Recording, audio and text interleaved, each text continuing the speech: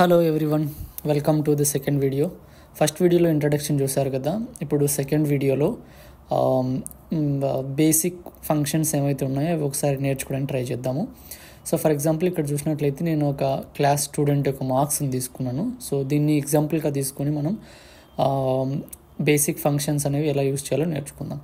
So 10th class student name వచ్చేసరికి రాజు. So subjects ఉన్నాయి Telugu, Hindi, English, maths, science, social. ఈ విధంగా మార్క్స్ ఉన్నాయి. తెలుగులో 96, హిందీలో 95, ఇంగ్లీష్ 94, మ్యాథ్స్లో 99, సోషల్ 98 అండ్ సైన్స్లో 96. సో వీటిని టోటల్ మార్క్స్ ఎన్ని అనేవి తెలుసుకోవాలనుకుంటే మనం ఏదైనా ఒక ఫార్ములా రాయాలి అనుకుంటే దాన్ని ప్లస్ చేసి పెడతాం కదా. సో ప్రతి ఫార్ములాకు ముందు మనం ఫార్ములా కానీ ఫంక్షన్ కానీ ఈక్వల్ అనేటువంటి దాన్ని ఖచ్చితంగా వాడాలి ఎక్సెల్లో. సో ఇక్కడ నేను మాన్యువల్గా క్యాలిక్యులేట్ చేయాలనుకుంటే ఈక్వల్ రాసేసి ఫస్ట్ సెలెక్ట్ చేసుకుంటాను, ప్లస్ సెకండ్ సెలెక్ట్ చేసుకుంటాను, plus third, plus fourth, plus fifth. So total వచ్చేసరికి 578. సో ఇట్లా ప్లస్ అని కాకుండా ఫార్ములా యూజ్ చేయకుండా ప్లస్ పెట్టేసి కొన్ని ఫంక్షన్స్ అనేవి డిఫైన్ చేయబడి ఉన్నాయి ఎక్సెల్లో. So total, for example total అనే దాని గురించి తెలుసుకోవాలి అనుకుంటే మనకు సమ్ అనే ఫంక్షన్ ఉంది. సో ఫంక్షన్ ఎలా రాయాలంటే ఆ సెల్ని యాక్టివేట్ చేసిన తర్వాత ఈక్వల్ రాసేసి SUM అని టైప్ చేసేస్తే మనకు కనబడుతుంది సమ్. సో సమ్కి సంబంధించి ఇంకా కొన్ని కూడా ఉన్నాయి, వాటిని రాబోయే నెక్స్ట్ వీడియోస్లో నేర్చుకుందాం. సో ఫస్ట్ ఇక్కడ చూసినట్లయితే మనకు సమ్ అనే ఒక ఫంక్షన్ కనబడుతూ ఉంది. సో ఇక్కడ దీనిపైన క్లిక్ చేసినానంటే అది ఓపెన్ అయిపోద్ది, బ్రాకెట్ ఓపెన్ అయింది. సో లేదా మీరు ట్యాబ్ పైన క్లిక్ చేసినా కూడా అలాగే ఓపెన్ అవుతుంది అనమాట. సో ఇక్కడ మనకు నెంబర్ 1, 2 అనేవి కనబడుతూ ఉన్నాయి కదా. సో ఇక్కడ ఫంక్షన్ అనేది స్టార్ట్ అయింది రన్ అవ్వడము. సో ఇక్కడ మనం సెలెక్ట్ చేసుకోవాలి వేటి యొక్క సమ్ కావాలనేది సెలెక్ట్ చేసుకోవాలి. నేను ఫస్ట్ దాని దగ్గర పోతాను, షిఫ్ట్ పట్టుకొని డౌన్ యారో క్లిక్ చేస్తాను. నాకు సైన్స్ వరకు కావాలా. సో D8 నుంచి D13 వరకు. సో D8 ఇక్కడ చూసుకున్నట్లయితే ఇక్కడ Dలో మార్క్స్ అనేవి ఉన్నాయి. 8th రో వచ్చేసరికి తెలుగు. సో D8 నుండి D13 సేమ్ D కాలం, 13th రో సైన్స్. సో ఇక్కడ నుంచి ఇక్కడ వరకు మనకు టోటల్ ఎంత అనేది కావాలా. సో టోటల్ కోసం మనం ఈక్వల్ రాసేసి సమ్ రాసినాము. దాని తర్వాత ఎక్కడైతే మార్క్స్ ఉన్నాయో ఆ ఏరియాని సెలెక్ట్ చేసుకున్నాను. ఇప్పుడు నేను బ్రాకెట్ క్లోజ్ చేసేసి ఎంటర్ని క్లిక్ చేస్తాను.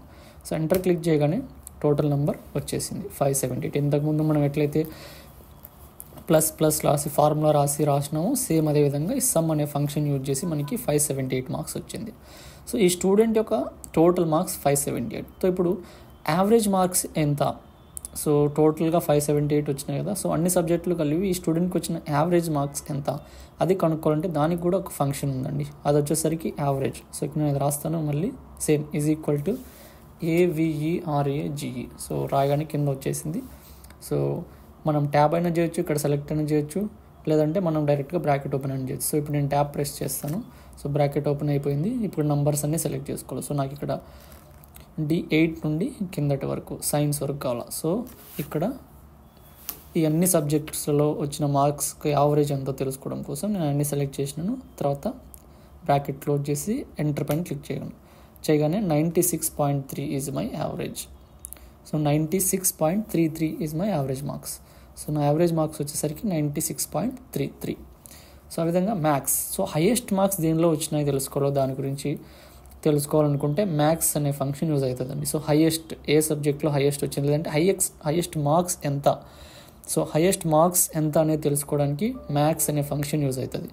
సో ఇప్పుడు నేను హైయెస్ట్ మార్క్స్ తెలుసుకోవడం కోసం ఈక్వల్ రాసేసి మ్యాథ్స్ అనేది ఫంక్షన్ యూజ్ చేస్తాను. ట్యాబ్ క్లిక్ చేయగానే అది బ్రాకెట్ ఓపెన్ అయిపోయింది. నెక్స్ట్ మార్క్స్ దగ్గరికి వెళ్ళి మార్క్స్ అన్ని సెలెక్ట్ చేసుకుంటాను, బ్రాకెట్ క్లోజ్ చేసేస్తాను. So maths. So highest marks నాకు 99 వచ్చినాయి. సో 99 మ్యాథ్స్లో. ఇది కూడా ఎట్లా వచ్చింది, ఇవన్నీ కూడా VLOOKUP యూజ్ చేసి XLOOKUP యూజ్ చేసి మనం చూడొచ్చు. సో అది కూడా నెక్స్ట్ వీడియోస్లో చూద్దాం. సో ఇప్పుడు మ్యాథ్స్ హైయెస్ట్ మార్క్స్ దేనిలో వచ్చినాయి అంటే మ్యాథ్స్లో వచ్చినాయి.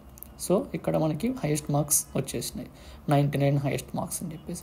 సో మినిమం లోయెస్ట్ మార్క్స్ దేనిలో వచ్చినాయి. సో అది తెలుసుకోవడానికి కూడా ఒక ఫంక్షన్ ఉంది, దాన్ని మిన్ అంటాం అనమాట. So equal to MIN min. Tap press చేసినాను, బ్రాకెట్ ఓపెన్ అయింది. సో మళ్ళీ నేను అన్ని మార్క్స్ని సెలెక్ట్ చేసుకుంటా ఉన్నాను. సో ఇవన్నీ సెలెక్ట్ చేస్తే మినిమం మార్క్స్. సో నాకు లోయెస్ట్ మార్క్స్ వచ్చింది 94. So 94 is my lowest marks. Minimum function use చేసి కనుక్కున్నాం. 99 is my highest marks. Maths function use చేసి కనుక్కున్నాం. టోటల్ మార్క్స్ వచ్చేసి 578. సమ్ ఫంక్షన్ యూజ్ చేసి కనుక్కున్నాం. అదేవిధంగా యావరేజ్ మార్క్స్ వచ్చేసి 96.33 యావరేజ్ ఫంక్షన్ యూజ్ చేసి కనుక్కున్నాం. సో ఇవి బేసిక్ ఫంక్షన్స్ అండి. సమ్ చేయడానికి, టోటల్ చేయడానికి సమ్, యావరేజ్ చేయడానికి యావరేజ్, హైయెస్ట్ వాల్యూ కనుక్కోవడానికి మ్యాక్స్, లోయెస్ట్ వాల్యూ కనుక్కోవడానికి minimum. So thanks for watching. Next వీడియోతో మళ్ళీ ఇంకొన్ని ఫంక్షన్స్తో, అడ్వాన్స్డ్ ఫంక్షన్స్తో మేము ముందుకు వస్తాను. Thank you.